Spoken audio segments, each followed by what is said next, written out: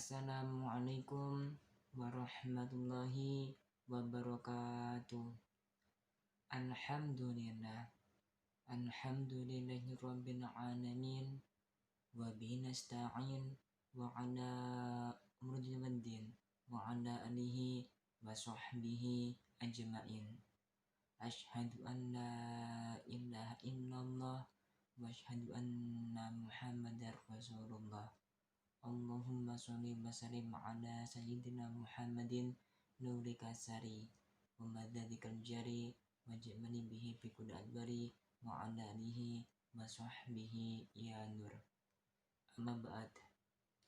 Pertama-tama yang saya hormati kepada bapak atau ibu yang sedang menonton video kali ini. Yang kedua, kepada teman-temanku sekalian yang telah menyempatkan waktunya untuk melihat video kali ini.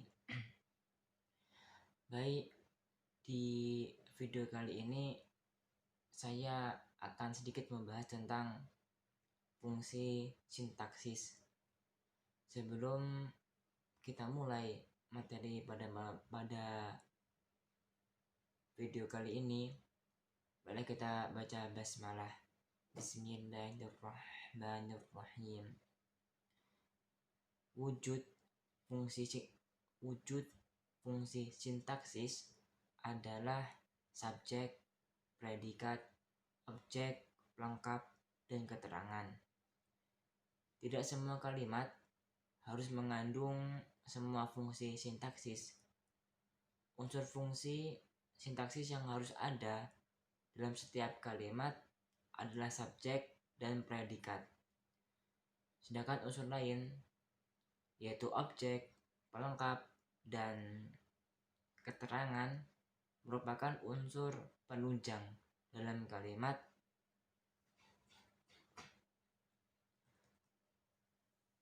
Subjek. Fungsi subjek merupakan pokok dalam sebuah kalimat. Pokok kalimat itu dibicarakan atau dijelaskan oleh fungsi sintaksis lain, yaitu predikat. Ciri-ciri objek yaitu 1. Jawaban apa atau siapa. Yang kedua, dapat didahului oleh kata bahwa. Yang ketiga, berupa kata atau frasa benda dalam kurung nomina. Yang keempat, dapat diserta kata ini atau itu. Dan yang kelima, dapat disertai pewatas yang.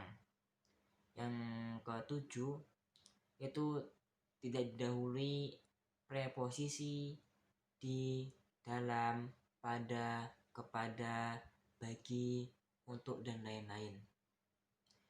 Yang selanjutnya, tidak dapat diingkarkan dengan kata tidak, tetapi dapat diingkarkan dengan kata bukan. Selanjutnya, predikat. Predikat merupakan unsur yang membicarakan atau menjelaskan pokok kalimat atau subjek. Hubungan predikat dan pokok kalimat dapat dilihat pada contoh di bawah ini. Andi bermain.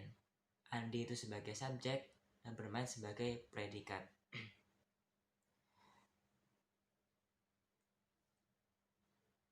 Adik.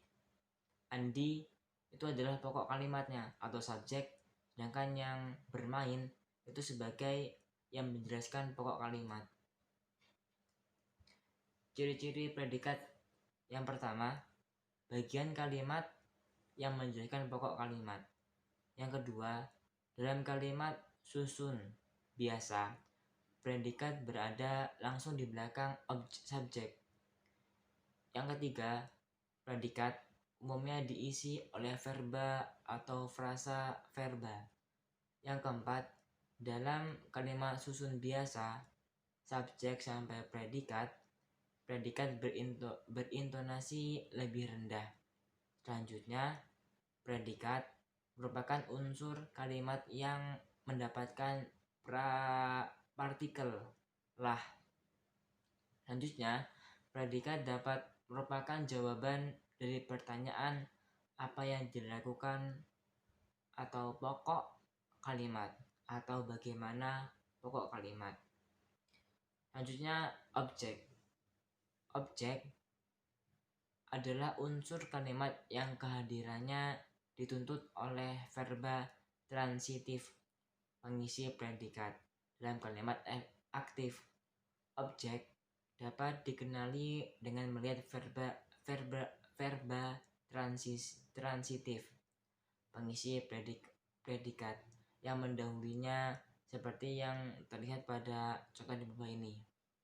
Dosen menerangkan materi. Dosen sebagai subjek, menerangkan sebagai predikat, dan materi sebagai objek. Objek mempunyai ciri-ciri. Yang pertama, berupa nomina atau frasa nomina. Seperti contoh berikut. Ayah membaca koran. Ayah sebagai subjek, membaca sebagai predikat, dan koran sebagai objeknya. Koran itu adalah nomina atau kata benda.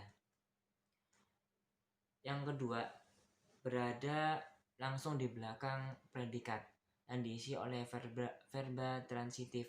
Seperti contoh berikut. Ibu memarahi kakak. Ibu sebagai subjek, memarahi sebagai predikat, dan kakak sebagai objek. Yang C atau yang selanjutnya dapat diganti enklitiknya ku atau mu. Seperti contoh berikut. Kepala sekolah mengundang wali murid. Kepala sekolah sebagai subjek, mengundang sebagai predikat, dan wali murid sebagai objeknya. Yang terakhir, objek dapat menggantikan kedudukan subjek. Ketika kalimat aktif, transitif dipasifkan. Seperti contoh berikut. Ani membaca buku. Ani sebagai subjek, membaca sebagai predikat, dan buku sebagai objeknya. Yang keempat, pelengkap adalah unsur kalimat yang berfungsi melengkapi informasi, mengkhususkan objek, dan melengkapi struktur kalimat. Pelengkap bentuknya mirip dengan objek karena sama-sama diisi oleh nomina atau frasa nomina, dan keduanya berpotensi untuk berada langsung di belakang predikat. Kemiripan antara objek dan pelengkap dapat dilihat pada contoh berikut. Bu Minah berdagang sayur di pasar pagi. Bu Minah sebagai subjek, berdagang sebagai predikat, sayur sebagai pelengkap, di pasar pagi sebagai keterangan. Pelengkap mempunyai ciri-ciri. Yang pertama, kehadirannya dituntut oleh predikat aktif yang diisi oleh verba yang dilekati oleh prefiks dan prefiks ber, dan predikat pasif yang diisi oleh verba yang dilekati oleh prefiks di atau ter. Yang kedua, pelengkap merupakan fungsi kalimat yang kehadirannya dituntut oleh verba transitif pengisi predikat seperti contoh berikut. Ayah membelikan adik minum. Ayah sebagai subjek, membelikan sebagai predikat, adik sebagai objek, dan minum sebagai pelengkap. Membelikan itu ada sebagai verba transitif. Selanjutnya, pelengkap merupakan unsur kalimat yang kehadirannya mengikuti predikat yang diisi oleh verba adalah, ialah, merupakan, dan menjadi. Seperti contoh berikut.